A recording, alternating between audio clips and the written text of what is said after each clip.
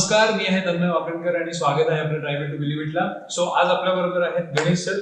Ganesh sir Triumph new भंडारीला sales head करतात आणि आपण आज एका अशा विषयावरती बोलणार आहोत जे खूप आपल्याला प्रखरपणे जाणवतं, ते म्हणजे सुपर बाईक्स. गेल्या काही वर्षामध्ये या सुपर बाईक्सचा जो नंबर आहे तो पुणे शहरामध्ये खूप जास्ती दिसायला लागलाय आणि लोक या सगळ्या कल्चरला ओपन अप होत आहेत. So, who better to talk to other than Ganesh about this whole culture that is developing in Pune? So, Ganesh, just एक माझ्या माहितीसाठी सुपर बाईक म्हणजे नक्की काय?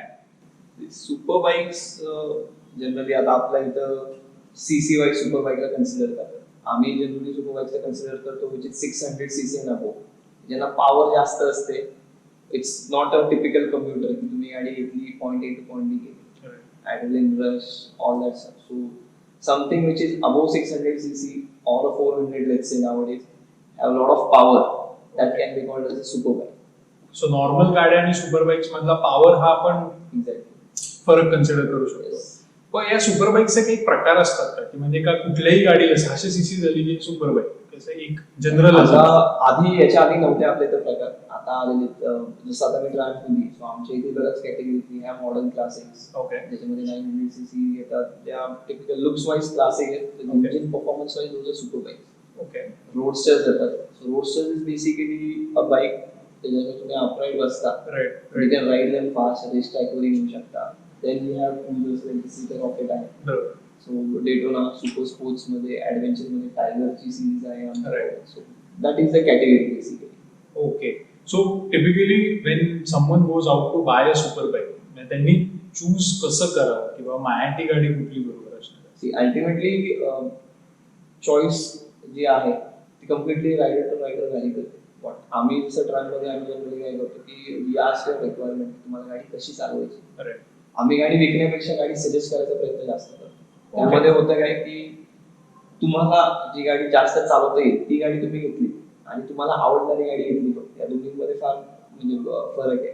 तुम्हाला आवडणारी गाडी घेतली, एक पॉईंट नंतर तुम्हाला जाणवायला लागलं की ती चालवायला जमत नाही किंवा ती तुम्हाला पाहिजे तशी चालवता येत नाही, मग तुम्ही ती गाडी चालवत नाही. So it become little negative about that product, any brand म्हणा, एनी स्पेसिफिक कॅटेगरी म्हणा. सेम थिंग जी तुम्हाला चालवायला, लेट्स से की कोणी आला की खूप लॉंग डिस्टन्स टूरिंग करतो, सो आम्ही त्या टायगर सजेस्ट करतो. Reason is Tiger is capable of going on road, off road, every kind of terrain, and the comfortable असते सगळं जाता. So रायडरला फटीग येत नाही. So it's कॅटेगरी आणि बाईक जे आहे इट्स ऑलवेज डिपेंड की तुम्हाला कुठे चालवायची त्याच्यावर. पण मग आपण नॉर्मल कम्प्युटर बाईक्स चालवतोय आणि आता या सुपर बाईक्सच्या दुनियेमध्ये समजा आलो, तर अशी काही प्री रिक्विजिट की या गोष्टी मला आधी माहिती किंवा जमायला पाहिजे, मगच मी सुपर बाईक घेऊ शकतो? बेसिक एक गोष्ट नेहमी लक्षात घेतली पाहिजे की तुम्ही जेव्हा सुपर बाईकला अपग्रेड होता, power is in your hand basically. So तुम्ही ती नीट यूज केली पाहिजे, that is one thing. So जसं आता आमच्याकडे काही गाड्या आहेत that can use as a community vehicle also or weekend bike also. Okay, so असं नाही की सुपर बाईक तुम्ही regular day to day life मध्ये चालवू शकत नाही, तुम्ही चालू शकता, असं काही नाही. आणि तुमची चॉईस ऑफ बाईक बेसिकली तुम्ही नेहमी तुमच्या यूजवर ठेवली पाहिजे. ओके, सो प्रत्येक इंडिव्हिज्युअल कॅरेक्टरिस्टिक पर्सनॅलिटी व्यक्तीची असेल त्या हिशोबाने त्यांनी तो चॉईस करायला. म्हणजे टिपिकली कुठलाही व्यक्ती त्या कल्चरमध्ये एंटर होऊ शकतो, असे काही प्रिरिक्विजिट नाही. पण ऑफकोर्स तुम्ही म्हटलं जसं की पॉवर या गाड्यांमध्ये चिक्कार आहे, सो त्या हिशोबाने काही गिअर किंवा काही गोष्टी अशा लागतात का की तुम्ही सुपर बाईक घ्यायच्या आधी त्या आधी घेऊन ठेवा? ज्या वेळेस कोणी एंटर होतो शोरूमला, लेट्स से की तुम्ही स्ट्रीट ट्रिपर घेतली, स्ट्रीट ट्रिपरला जनरल रायडिंग आहे. Street triple is a fast riding product. So fast bike चालवताना तुमचं रायडिंग गेअर तसं पाहिजे की हाय स्पीडमध्ये स्नॅपफिट तुम्हाला पाहिजे, त्याचा विंडला असता तुम्हाला प्रॉब्लेम नाही झाला पाहिजे. इन केस जर काही फॉल झालं तर तेवढा इम्पॅक्ट त्यांनी घेतला पाहिजे. किंवा रेस ट्रॅकवर जसं तुम्ही जात असेल बेसिकली सिंगल सूट असतं प्रॉपर, सो फॉलमध्ये ते जास्त प्रोटेक्ट करतात. तुमच्या बाईक प्राइसच्या साधारण 10% व्हॅल्यू तुम्ही तुमच्यावर स्पेंड केली पाहिजे, असं आमचं मत आहे. Okay, on a safety. Okay, bike insurance असतात, सगळं असतं. पार्ट चेंज झाले, बाईक नवीन होते, आपले स्पेअर पार्ट मिळत नाही. Right. So it's better to spend little more money on your own basically for the safety, like helmets, gloves, good shoes, pants, jackets, everything. I think हे basic आहे. Basic. म्हणजे नुसतं helmet घेतलं चला निघालो असं करण्यामध्ये काही शांत हेल्मेट मध्ये इनफॅक्ट प्रकार असतात की आपल्याला एक सर्टन सर्टिफिकेशनच्या वरचे हेल्मेट घेतात, बरोबर, ते जास्त चांगलं. नॉर्मल हेल्मेटची समजा कॅपॅसिटी असेल 80 km/h, पर लास्ट क्रॅश टेस्ट. राईट. आपल्या बाईकचा 100+ किलोमीटर, लाईक 200+ किलोमीटर चालतात. तुमचे हेल्मेट सीट कसे ठेवा, तुमचं रायडिंग गिअर कसं, riding gear any bike you ride, super bike और regular, riding gear as per तुमच्या बाईक नेहमी नुसार तुम्ही ठरवून घ्यायला पाहिजे. त्यामुळे ते तुम्हाला कम्फर्टेबली अंतर चालवायला आणि it gives better safety.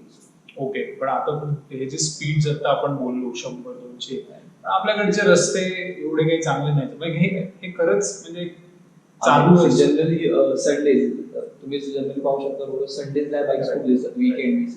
Reason वीकेंडला दिसतात की पूर्ण सिटी, पुण्याबद्दल बोलतोय आपण, पुणे सकाळी रविवारी सकाळी झोपलेलं असतं. हो, सहसा लोक उठत.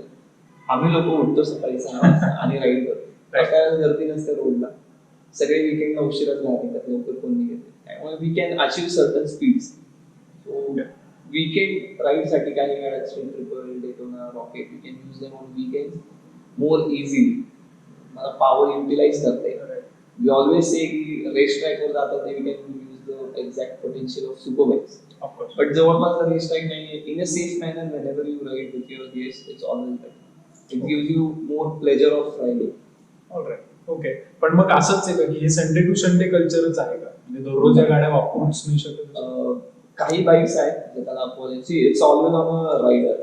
लेट्स से समजा तुम्ही गोव्यात गेलो तर मी स्लीपर आणि 3/4 घालून तुझं रॉकेट चालू शकतो. माझे हॅबिटॅट ते तसं आहे. I am used to the bike, त्याचं गिअरिंग, हिटिंग. सो माझ्याकडे जर मी चालवताना बाईक नेहमी तेवढी गरज नाही होणार, जे कदाचित नवीन रायडरने चालवल्यानंतर होऊ शकतं. बरोबर.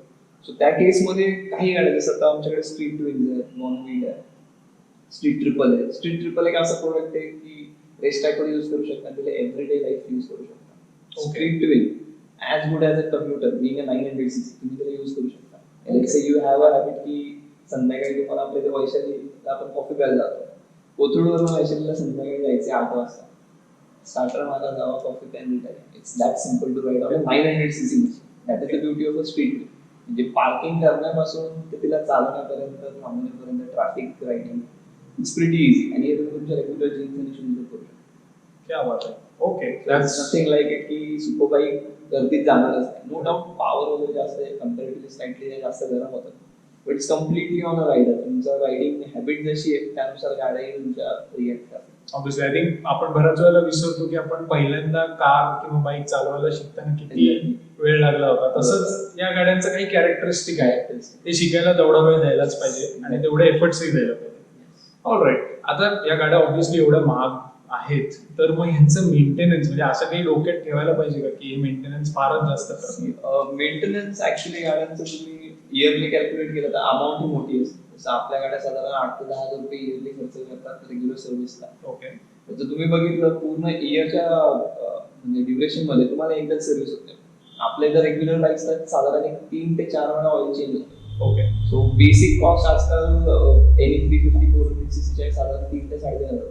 ओके. सो आपण सुद्धा 4 सर्व्हिस जर पकडल्या राईट, साधारण 12 to 14,000 रेंज मध्ये येतं. राईट. आपल्या इथे ह्या गाड्यांना एकच ऑइल चेंज असतो.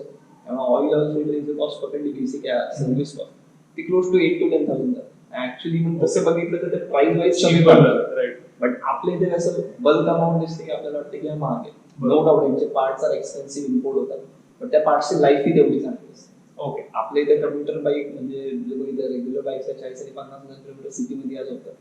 ह्या गाड्यांना लोक करत नाहीत बिकॉज पॉवर पोटेन्शियल तेवढे यूज होत नाही कम्प्युटर लोकला. But these bikes are designed to do lakh kilometres. Right. So असं काही नाही की यांचा मेंटेनन्स खूप एक्सपेन्सिव्ह. तर maintenance cost looks big because तो एक सर्टन टाइम फेज नंतर एकदाच कंटिन्यू येते. That's why. Okay, I think that makes sense आणि this information will again be useful for our viewers. अजून एक गोष्ट आहे, आता हे एवढं हाय कॉस्ट किंवा हाय व्हॅल्यू सगळे गुड्स आहेत, तर मग फायनान्सची दुनिया या सुपर बाईक साठी तयार आहे का अजूनही? आता आपलं चॅनल पार्टनर HDFC आहे, येस बँक आहे, axis bank. HDFC do lot of business because through out India channel आहे त्यांचं. ओके. सो आता होतं काय, ऑन रोड व्हॅल्यू 10 लाखाची बाईक आहे. HDFC तुम्हाला ऑलमोस्ट 8 लाखापर्यंत फंडिंग करते. बापरे. What you need to do is like pay 2 lakh. Right. So होतं काय, ज्यावेळेस तुम्ही 2 लाख समजून सेल करतात 6 लाखाच्या सेव्हिंग मध्ये, it's easier to pay in EMI. Right. Up to 5 years पर्यंतचे EMI स्कीम्स आपल्याकडे अवेलेबल. बरं. लेट्स से अगेन जसं तुम्ही मेंटेनन्स मगाशी बोललात, गाडी पडले तर त्याच्यानंतर खर्च हा जास्त असतो. आपले जे इन्शुरन्स आपण देतो रेग्युलर बाईकच्या इन्शुरन्स पेक्षा यांची अमाऊंट स्लाइटली जास्त असते. ओके. बट झिरो डेप इन्शुरन्स जे आहे त्यामध्ये तुमची गाडी बंपर टू बंपर कव्हर होते. म्हणजे अगदी तुमच्या फ्रंट मडगार्ड पासून ते तुमच्या टेल लाईन पर्यंत सगळे कव्हर. बरं. Okay. So when you fall त्याचा 3 लाखाचा खर्च जर तुमच्या ऍक्सिडेंट गाडीमध्ये झाला तर तुम्हाला 3 लाखाची किंवा 1.5 लाखाची व्हॅल्यू येत नाही दरवेळेला तुम्हाला. ओके. अल्टिमेटली तुम्हाला approx 5 to 10% let's say. So 3 लाखाला तुम्ही हार्डली 20 ते 30,000 रुपये स्पेंड करता. Wow. Okay. Including changing your part. Okay. So make sense. Throughout 5 years पर्यंत जर साधारण तुम्ही इन्शुरन्स यूज करताय. राईट. तर 5 years मध्ये let's say तुमचे 2 जरी क्लेम झाले still you have utilise your money. That's actually right. आणि मेक सेन्स. अगेन बऱ्याच जणांना कन्फ्युजन असतं की या गाड्यांचं सर्व्हिस बाहेर कुठे होत नाही.